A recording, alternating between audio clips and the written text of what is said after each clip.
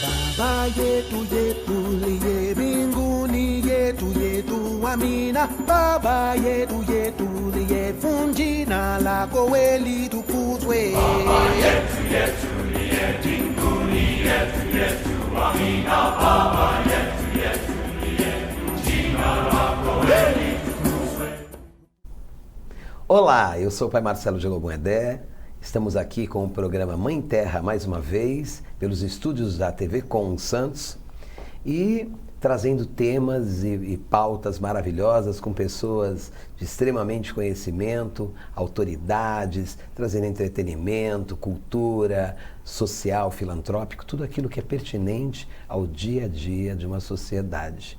E dando continuidade do programa anterior, com a nossa queridíssima vice-prefeita Renata Bravo, ao meu convite e o meu pedido, ela retorna aqui para dar continuidade num assunto que estava maravilhoso e vai continuar melhor ainda, porque temos várias perguntas. Então, quero agradecer mais uma vez, Renata, a sua volta. Obrigada. Aqui, seu regresso. Obrigada. E dando esse tempinho dessa correria sua do dia a dia para dar continuidade num assunto que é tão pertinente, né, para a nossa sociedade. Obrigada, Pai Marcelo, por poder voltar aqui no seu programa, para a gente poder continuar a nossa conversa quando a gente fala de proteção às mulheres, quando a gente fala de mudança de cultura, de sociedade, é um tema que não tem fim, né? Então, quantos programas o senhor me permitir, estarei aqui de volta para a gente fazer essa discussão da nossa sociedade. Eu fico muito feliz. Eu e todos os nossos telespectadores, quero agradecer a todos vocês, a nossa audiência, adentrar as vossas casas para estar levando conhecimento de tantas coisas que ocorram, né, no nosso país, na nossa cidade, ocorrem aí e muitas vezes não estamos nem sabendo. Temos direitos e muitas vezes está lá o direito, né? E as coisas podendo ser resolvidas e a gente, por falta de conhecimento, acabamos não dando solução na sociedade. Bem, Renata, continuando a pergunta que eu quero te fazer, né, que fiz várias no programa anterior, a ONU instituiu o Dia Mundial da Conscientização do Autismo, né? E com a Secretaria da Mulher, nessa função toda, como que ocorreu isso? Sim. Qual foi o trabalho que deu essa relevância, esse reconhecimento pela ONU e como chegou até vocês? Dá um pouco pra gente aí, pela Secretaria de Cidadania e Direitos dos Seres Humanos, né? Isso mesmo, né? É importante até aproveitar esse seu espaço e explicar para toda a nossa sociedade, para toda essa sua audiência. A Secretaria da Mulher, Cidadania e Direitos Humanos tem 7 coordenadorias. E cada coordenadoria trata de uma violação de direito. Então, a gente tem a Coordenadoria da Mulher, a Coordenadoria do Idoso, a Coordenadoria das questões raciais e do interreligioso, Coordenadoria da Juventude, Coordenadoria da Diversidade, Coordenadoria da Pessoa com Deficiência, e o CADOG, que é um convênio que a Prefeitura de Santos tem com a OAB, que é para proporcionar um atendimento jurídico. E a Coordenadoria da Pessoa com Deficiência vem fazendo um trabalho muito importante, na verdade, para a gente falar de inclusão. No programa anterior, nós falamos tanto de respeito às mulheres, de poder estar, das pessoas poderem ter espaço na sociedade em função da competência delas e não daquilo que as limitam, né? E a Coordenadoria da Pessoa com Deficiência vem fazendo esse trabalho também e desenvolvendo políticas públicas. A gente percebe que essa questão se torna mundial. Quando a ONU se manifesta na defesa desses direitos, a gente provoca, e a gente entende isso, uma provocação para a sociedade para que a gente possa mudar nosso olhar, a nossa postura diante da sociedade que vivemos, né? Hoje a gente tem um número grande na nossa sociedade de pessoas já identificadas, laudadas das pessoas com deficiência, mas o que a gente quer? Que essas pessoas estejam inseridas na nossa sociedade e elas sejam, em primeiro lugar, respeitadas e em segundo, que elas possam ter todas as oportunidades, sempre, né? As oportunidades têm que ser igual para todos. Eu não gosto muito de dizer de uma oportunidade normal, não. O normal é a gente poder acolher a todos. Esse é o nosso normal. e o trabalho é feito em função disso. Então, a gente tem a política, por exemplo, do cadastramento dessas pessoas dentro da coordenadoria, a gente tem uma carteirinha de identificação, a gente tem o colar girassol, que é usado para essas pessoas. E por que o colar girassol é usado? O colar girassol é usado para identificar deficiências não visíveis. E isso ajuda muito essas pessoas a terem autonomia para andar na rua, porque às vezes essas pessoas portadoras de uma deficiência não visível, o que acaba acontecendo? Essa pessoa é julgada pela sociedade. E a gente não quer, a gente quer fazer a inclusão. A partir do momento que ela está identificada, a gente também, enquanto sociedade, passa a aprender que essa pessoa precisa ser inserida. E o nosso trabalho vem sendo nessa discussão. Porque eu acho, pai Marcelo, que nessas violações de direitos, a gente precisa diariamente falar com toda a nossa sociedade, falar sempre com todos, para que a gente perceba e se reconstrua. Porque fazemos parte de uma sociedade que nos educou, de certa forma, com preconceitos. Né? E a gente precisa. A nossa geração vem de uma geração onde a gente precisa desconstruir.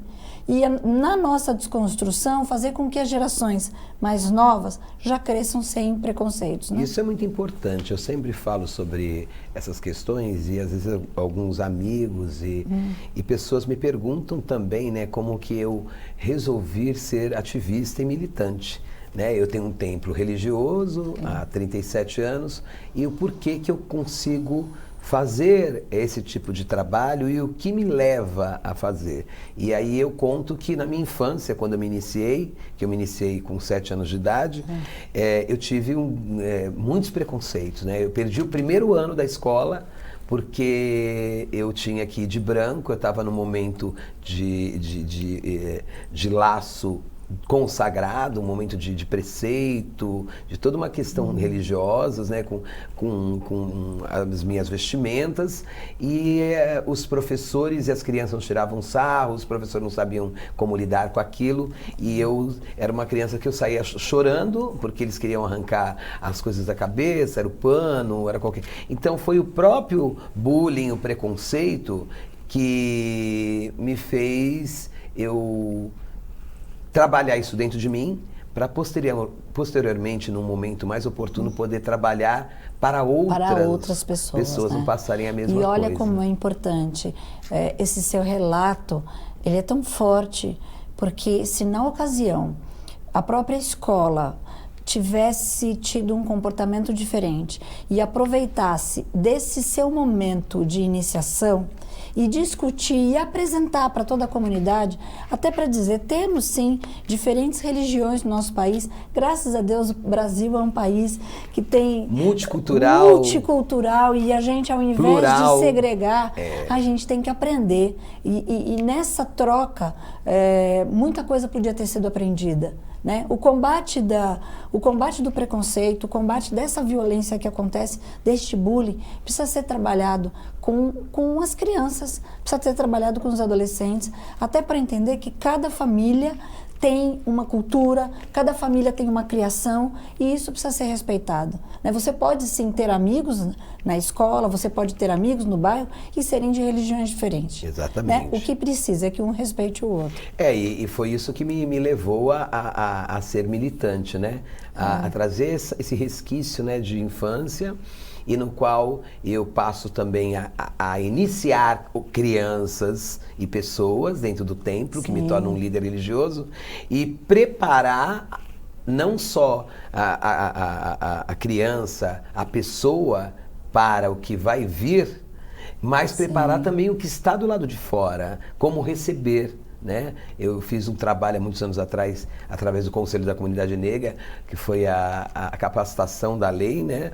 Que fala sobre a história da África, e justamente era para trazer essa fala, essa roda de conversa com os nossos pedagogos, para como eles poderiam estar abordando um ocorrido nessa situação, um acontecimento desse parâmetro, e que a criança não se choque, porque eu me choquei e acabei não voltando à escola mais. Eu tive que sair do preceito, terminar tudo, voltar a botar o uniforme e passar para o próximo ano com outra turma diferente, num horário diferente, em função de uma agressão, né? Uma agressão. Em função de e uma que agressão. isso continuou durante muito tempo. Mas, e me diz uma coisa, além de tudo isso, vocês têm acompanhado a diferença de todo esse trabalho que anda ocorrendo sobre essas questões que nós falamos agora, enquanto as crianças, juntamente as crianças e as famílias, isso há um acompanhamento, a prefeitura dá esse suporte, mas acompanha a evolução desse trabalho, sim. Os resultados? Sim, é importante também a gente poder pontuar aqui nesse momento dessa nossa conversa que o trabalho nunca é, principalmente no acolhimento dessas famílias, nunca é de uma secretaria só. A gente volta a falar, como falamos no programa anterior, de uma transversalidade no acompanhamento. Porque essa criança que é identificada, certamente, ela está na nossa rede municipal de ensino, ela está na rede municipal de saúde, ela transita por outros serviços na prefeitura e a gente precisa cada vez mais ter este mapeamento dessas pessoas, porque eu sempre digo que os números são muito frios. Quando a gente indica, quando a gente identifica número de pessoas com deficiência na cidade, número de mulheres agredidas, os números são frios, eles não relatam a emoção de cada caso, né? Mas os números nos ajudam muito a desenvolver as políticas públicas na nossa cidade. A gente passa, por exemplo, as políticas públicas que são desenvolvidas para as mulheres, todas são feitas através de números. Santos é uma das cidades mais femininas do estado de São Paulo. Santos tem um número de 68 mil mulheres, que as mulheres são arrimo de família. Então, a gente tem números fortes que nos indicam que a política pública voltada para a mulher precisa ser feita na nossa cidade. E a partir daí, com diversas temáticas, né? Então, esse acolhimento de famílias, acolhimento das pessoas, por exemplo, no caso que estávamos falando das pessoas diagnosticadas com alguma deficiência, a gente precisa sim ter esses números contados, até para ter uma efetiva contagem dos resultados aplicados pelas políticas públicas. Então, eu quero perguntar para a Renata, né, Renata?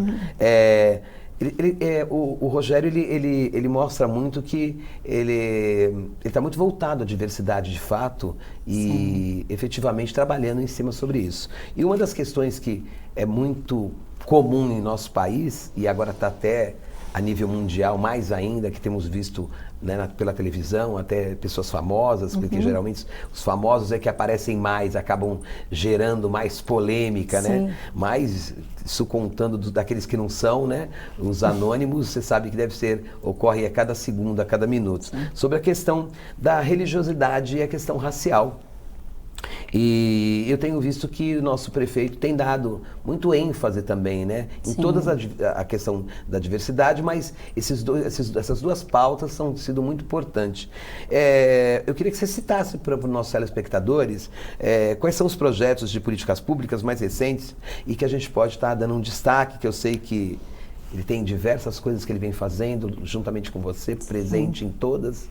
Passa para o nosso pessoal aí que eles querem muito ouvir. Bom, a gente, quando o prefeito faz a criação da Secretaria da Mulher, Cidadania e Direitos Humanos, um dos departamentos que passa a ser responsabilidade da Secretaria é o Departamento de Articulação. Esse Departamento de Articulação, eu entendo que ele é fundamental porque ele tem relação, passa por ele, né, um relacionamento com todos os conselhos municipais existentes no município. Já temos quase 39 conselhos municipais hoje aqui no município. Que faz a grande diferença, Faz. Né? Então, ter um relacionamento próximo e alinhado com os conselhos municipais passa a ser não um desafio, mas passa a ser desafiador tê-los cada vez mais próximo. Por que eu digo desafiador? Porque eu sempre digo que eu gosto muito de ter a sociedade próxima de nós e não para que sejam concordantes com tudo que nós estamos fazendo, não. Mas quando a gente traz a sociedade para próximo de nós, de uma forma respeitosa, de uma forma agregadora, a gente consegue ouvir, inclusive, as coisas que as pessoas não concordam com o que a gente está fazendo. E isso é extremamente rico, quando você tem a capacidade de escutar pessoas que discordam de você, até para você repensar o que você está fazendo. Ou até também para você ter a oportunidade de apresentar as justificativas e os motivos que levaram para tomar essa decisão. Ou se aprofundar, né, Ou, melhor exatamente. E quando a gente tem espaço para justificar as nossas decisões, eu percebo que mesmo as pessoas que discordam conseguem entender os motivos que nos levaram a tomar essa decisão. E isso é o amadurecimento de uma sociedade. Então, falando neste departamento e no desafio que é, porque isso é um desafio, esse amadurecimento da sociedade é um desafio, mas a gente passa principalmente a ter contato com os conselhos de direitos. E esses conselhos, por exemplo, a gente teve a criação do Fundo Municipal do Conselho da Comunidade Negra. Sim, foi uma luta aí, isso é verdade, A mas gente fomos teve felizes. a criação do Fundo Municipal do Conselho da Mulher e a gente está tramitando com o Fundo Municipal do CONDEF, da pessoa com deficiência. Então, poder fazer a discussão de fundos municipais, onde a gente tem a possibilidade de arrecadar recursos, e estes recursos são destinados a temas voltados para cada fundo, isso é enriquecimento da sociedade. É o enriquecimento de projetos sociais que atendam aquela temática. E que eles mesmos sabem, né, a grande profundidade de cada projeto e necessidade. A necessidade. Então, a necessidade vem diagnosticada do própria grupo sociedade. que faz o conselho, que normalmente é 50% da sociedade civil, 50% do governo.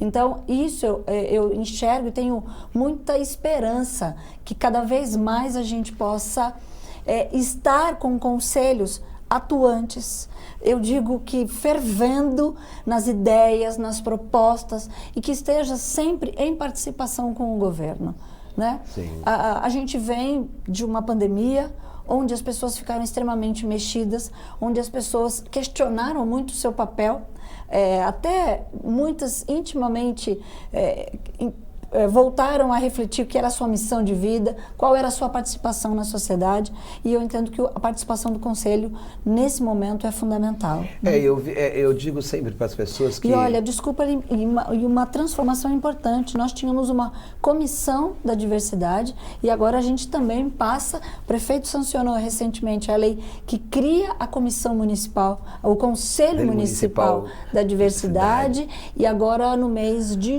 junho, certamente esse conselho toma posse como a sua primeira gestão. Então isso é um ganho também fundamental. Fundamental, é verdade. Eu digo que a diferença do governo hoje tá mais a ouvir a sociedade, como nos conselhos. Os conselhos hoje podem estar tendo esse acesso mais direto, sociedade civil, que eu digo, né? Porque as secretarias estão ali para opinar, agregar, mas a necessidade dos representantes da sociedade civil, eles trazem da própria dificuldade, que é o que eles vivem. Então eles trazem para dentro do conselho esses temas e essas pautas, aonde que o governo, né, do Rogério, e juntamente com você e toda essa equipe, vocês dão esse acesso, né? A sociedade falar. Eu quero ouvir a sociedade. Temos os representantes da secretaria que compõem também como conselheiros, mas são gestores, são servidores, né? Mas a sociedade, ela tá ali, ela pega o ônibus, ela vai lá, ela tenta, porque a última alternativa dela é querer ir num espaço onde ela tem fala e voto e direito. A gente conversa e a gente volta na questão do respeito, né, Marcelo? Verdade. Quanto que é importante essa palavra, o respeito, dar dignidade ao trabalho das pessoas, exatamente isso.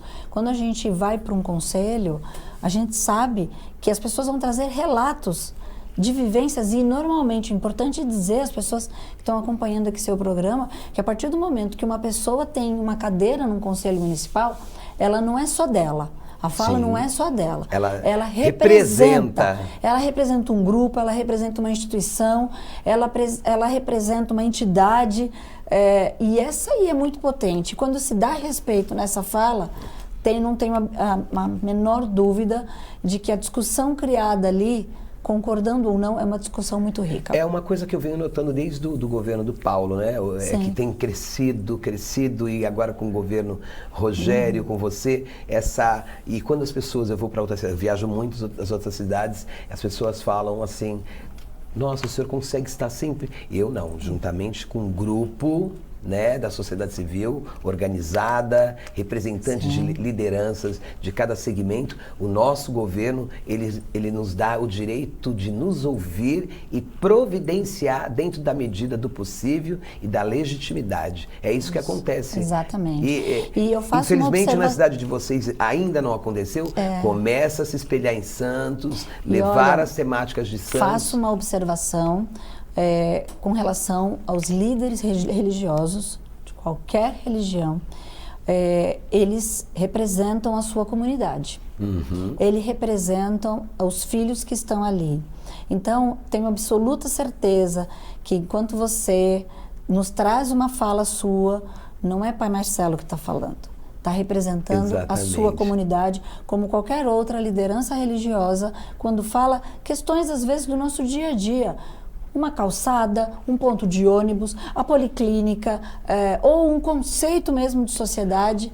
A gente vai dos exemplos menores aos conceitos maiores. E eu vou lhe falar ainda mais profundamente, Renata, não somente a questão religiosa, não precisa necessariamente ser da religião, mas o líder religioso, principalmente das matrizes africanas, ele tem um peso muito grande sobre a questão, até da questão raça, da raça negra, porque por mais que a pessoa não mas ela se identifica como negro, ela luta sobre a questão racial, ela sabe que respeitar o líder da raça negra é um peso muito grande, porque ele absorve todas as demandas, o que ocorre em toda a aldeia que chamamos, né? Então, ele quer contemplar a todos de uma certa forma, na medida do possível. Então, ele absorve tudo aquilo e quando ele tem um poder de fala e oportunidade de falar, ele não está falando por ele está falando por uma gama de pessoas da raça negra, independente de ser da religião da Umbanda, do Candomblé, das matrizes africanas.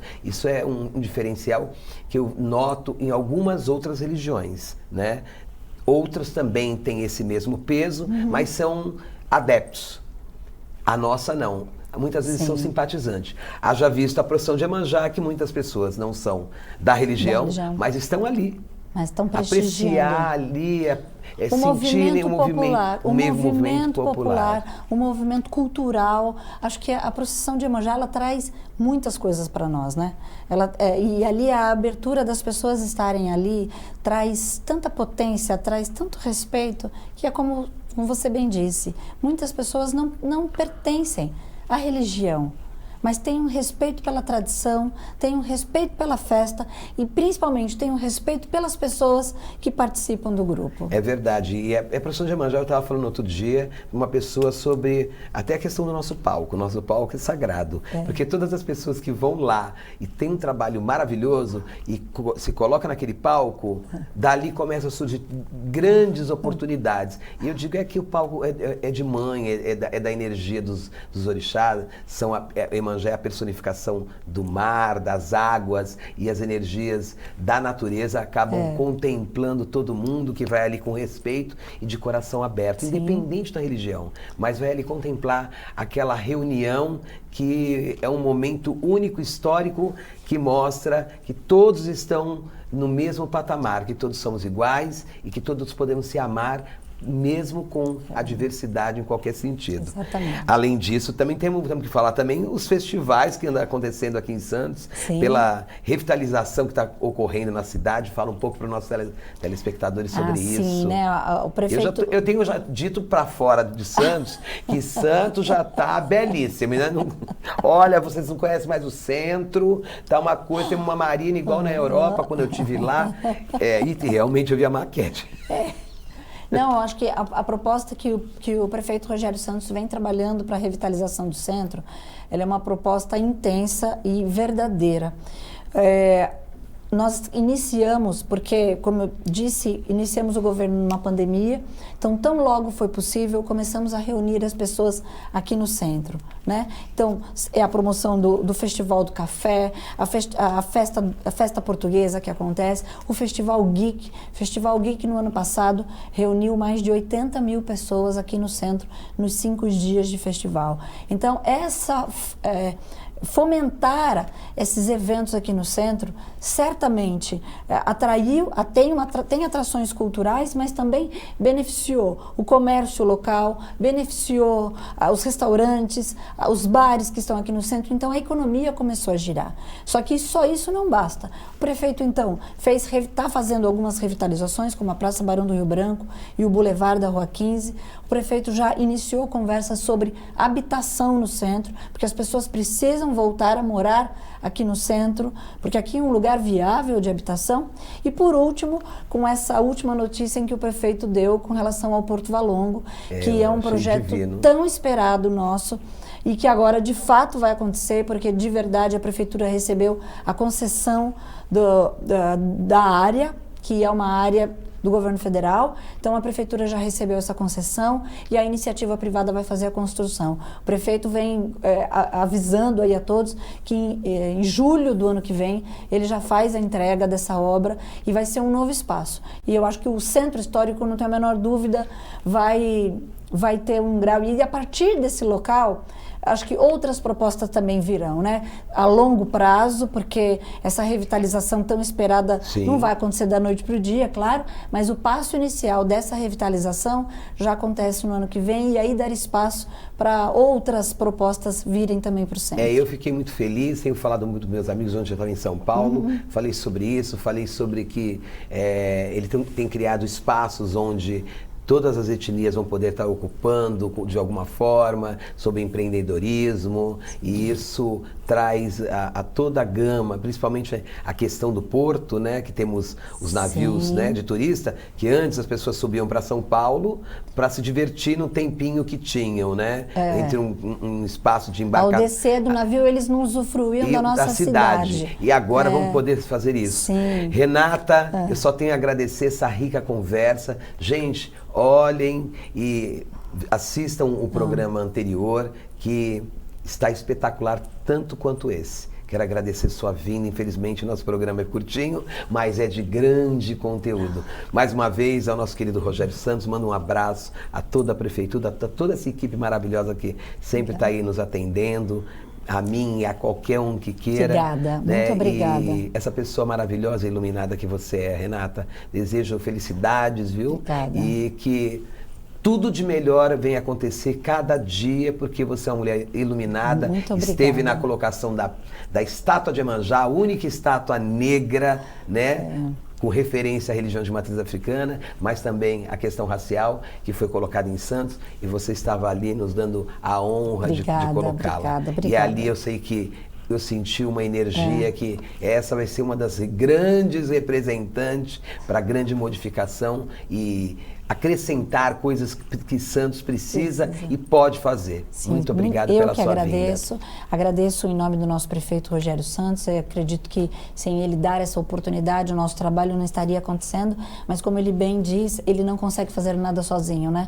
É toda uma equipe que tem junto, uma equipe de secretários, uma equipe de governo, e que nos ajuda muito a colocar essa cidade adiante, uma cidade linda. A gente vive numa cidade lindíssima, somos bairristas sim, amamos a nossa cidade e queremos vê-la cada vez melhor. E privilegiada até na geografia, porque quando tem as outras procissões de Iemanjá, as pessoas falam: ai, pai Marcelo, a gente gostaria de ter tanto a Edgar Perdigão, a ponte, né, para trazer, mas é só Santos. Eu falei, mas vai valer do mesmo jeito, da forma que vocês fazem de coração, e é aquilo que o Orixá determinou, né? Muito obrigada, viu? Obrigada por esse espaço, obrigada pela conversa. Sempre que precisar e puder, estou à disposição para que a gente volte a falar de assuntos da nossa cidade. Isso é maravilhoso, obrigada. Muito obrigado. Gente, quero agradecer também ao meu querido Felipe, lá da Floricultura Gardênia, que sempre nos manda, nos presenteia com essas flores lindas. Meu querido João, meu amigo, que é o produtor de sapatos, a Onira, esses sapatos lindos, né? Africanizados, né, estilizado. Quero agradecer essa equipe maravilhosa que sempre estão fazendo belíssimos trabalhos aqui, a Gisele, o Reale e ao Marcelo, meu querido Rogério, lá do nosso terreiro, que é meu assessor, que está um pouco afastadinho, mas está se recuperando para voltar à tona. E a todos vocês que dá essa grande audiência e olha sempre para o nosso lado mais melhor que podemos fazer. E gente que a gente traz para estar contribuindo com a nossa sociedade. É muito importante. Fiquem com os orixás, com a bênção do universo, e que o universo sempre nos abençoa, hoje e sempre. Até o próximo programa. Axé. Baba yetu yetu liye binguni yetu amina. Baba yetu liye funjina lako weli tukuzwe. Baba yetu liye binguni yetu amina. Baba yetu